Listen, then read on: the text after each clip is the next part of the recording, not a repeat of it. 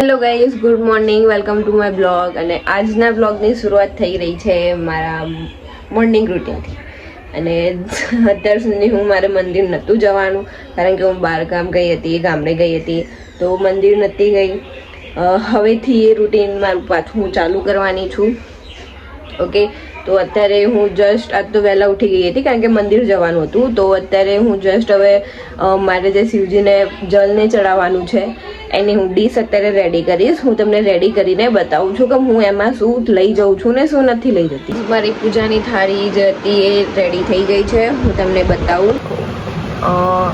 છે ને આ મારું જે છે જલ ચડાવવાનું છે શિવજીને શિવલિંગ પર. દેન આ દૂધ, દહીં, કાળા તલ, મધ, પછી ચંદન એન્ડ આ ફ્લાવર્સ. જસ્ટ અત્યારે જ મંદિર જઈને આવી છું અને આવીને મારું જે હનુમાન ચાલીસાને કરવાનું તે બધું મારું પતી ગયું છે. મારું જે કામ હતું એ બી મેં પતાવી દીધું છે. અને હવે હું મારું છે ને મોર્નિંગ ડિટોક્સ વોટર બનાવવા જઈ રહી છું. બટ એ પહેલાં છે ને મેં બ્લોગની જે ક્લિપ્સ એડ કરી હતી આવી રહી, જે વ્લોગ આજનો હું એડિટ કરી રહી હતી જ્યારે ગામડે ગઈ હતી ને ત્યારનો જે બી મેં બનાવ્યો હતો એ. બટ એમાં પૂરેપૂરો તો મેં નથી લીધો કારણ કે રાતનો મેં નથી લીધો વધારે, કારણ કે રાત્રે શું હતું કે જાતર હતી એ છે ને આખી નાઇટ ચાલવાની હતી. અને અમે લોકો મીન્સ કે બીજાને તો મને ખબર નથી, પણ હું તો 11:30 સૂઈ ગઈ હતી. તો પછી એ મેં વધારે નથી લીધું, પાછળથી એ થોડું ઘણું જ લીધું છે.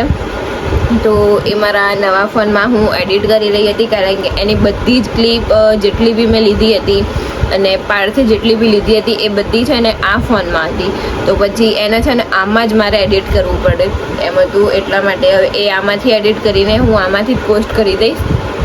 અને બીજા બધા બ્લોગ્સની તો જે ક્લિપ છે હું આમાંથી જ રેકોર્ડ કરું છું, એટલે એ તો આમાંથી જ બનશે મારા આઈફોનમાંથી. બટ આ જે લાવી હતી ને જ્યારે ફોન ત્યારનું આમાં છે.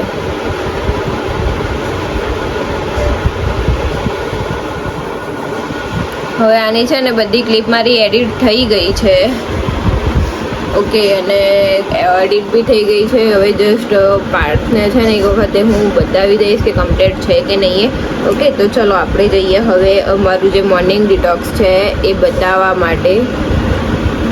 તો એ બતાવી દઈએ અને ફટાફટ હું તમને બતાવું કે હું કઈ રીતે બનાવું છું એ. ઓકે, ચલો હું તમને બતાવું. છે ને મારું જે મોર્નિંગ ડિટોક્સ વોટર છે એ બનાવવા જાઉં છું, તો હું તમને બતાવું કઈ રીતે હું બનાવું છું એ. Okay, weight. એ છે ને આ તપેલી લીધી છે નાની, એમાં હવે પાણી એડ કરીને આ મારો પાવડર એડ કરી દઈશ, અડધી ચમચી. ઓકે, તો હું તમને બતાવું છું અત્યારે.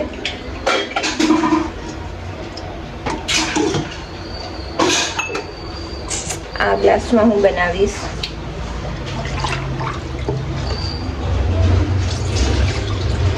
પાર્ટ તો આજે પીવાના છે નહીં કારણ કે એમને કાલે હદ વગરનું લીંબુ નાખ્યું હતું તો એમને ભાવ્યું જ નહોતું, એટલા માટે એ નહીં જ પીવે આજે બી. પણ હું તો પીશ. જસ્ટ પાણી મેં એને છે ને ગરમ કરી દીધું.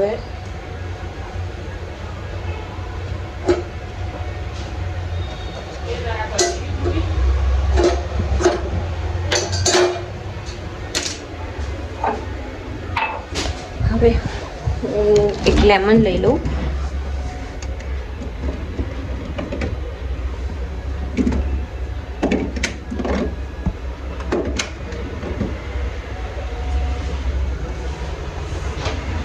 લેમન લઈ લીધું છે ને આ પૂરેપૂરું નહીં નાખું, હું અડધું જ નાખીશ આ, કારણ કે પૂરેપૂરું નાખીશ ને તો પછી બહુ ખાટું થઈ જશે, પછી ભાવશે નહીં. એટલો લેમનનો ટેસ્ટ આવશે, બીજો એટલે ખબર જ નહીં પડે.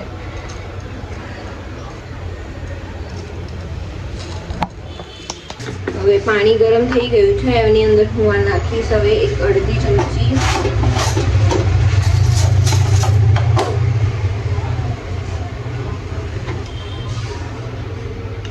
આટલું જ નાખીશ હું, વધારે નહીં નાખું એમાં.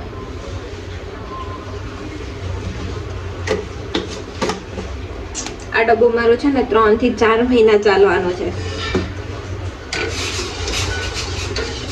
મે બી પાણી વધારે ગરમ થઈ ગયું છે એટલે હાલ તો લેમન છે ને નખાશે નહીં.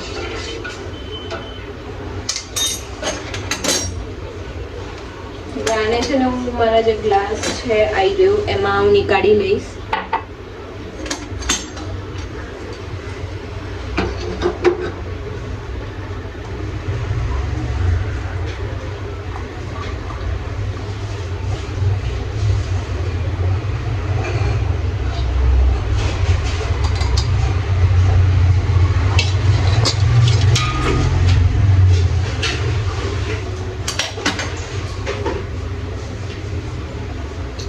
મેં બનાવી લીધું છે પણ આ થોડું ગરમ છે એટલે આને ઠંડુ થાય પછી હું છે ને આમાં હજુ લેમન લીધું હતું મેં એ નાખવાની છું એમાં બટ ખબર નહીં કાંઈ ગાયબ થઈ ગયું આવી રહ્યું અડધું જ નાખીશ હું નાનું છે તો બી હું અડધું જ નાખીશ આમાં.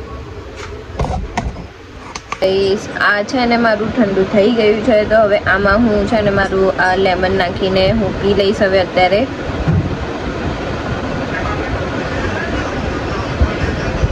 હું ભૂલી જ ગઈ હતી બ્લોગ એડિટ કરવામાં.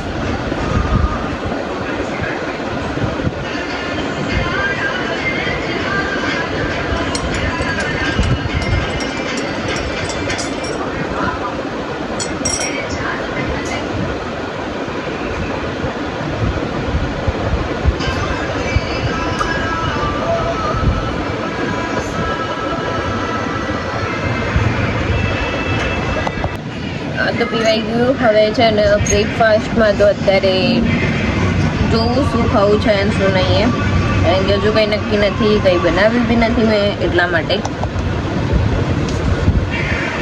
મેં જસ્ટ અત્યારે છે ને હું મારા કન્ટેન્ટ શૂટ કરી રહી છું. અમારી જે 2 ઇન્સ્ટા આઈડી છે એમાંથી એક જે ઓફિશિયલવાળી છે એનો તો કન્ટેન્ટ શૂટ થઈ ગયું છે. હવે જે મારી વર્કની આઈડી છે એની માટે હું કન્ટેન્ટ શૂટ કરી રહી છું. હું તમને સેટઅપ બતાવું કે કેમનું સેટ કર્યું છે મેં. જો આ મારું અહીંયા સ્ટેન્ડ મૂક્યું છે અને ફોન તો હું આ જ લગાવવાની છું, આઈફોનવાળો. અને અહીંયાથી હું શૂટ બેસીને શૂટ કરું છું. અને પાછળનું બેકગ્રાઉન્ડમાં છે ને મારું આ વિઝન બોર્ડ બી થોડું આવે છે અને આ પાછળની જે થોડી ઘણી પ્લેન છે વોલ એ આવે છે, આટલું આવે છે એમાં.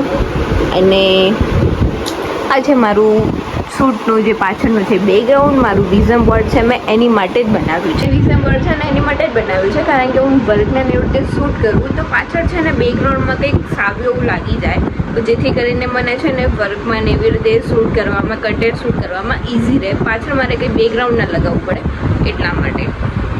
જસ્ટ હાલ મારું જે બી શૂટ હતું એ પત્યું છે કન્ટેન્ટ શૂટ. અને હવે આ બધી જ વસ્તુ મારે પેકઅપ કરવી પડશે. તો ચલો હવે બધી જ વસ્તુ હું પેકઅપ કરું.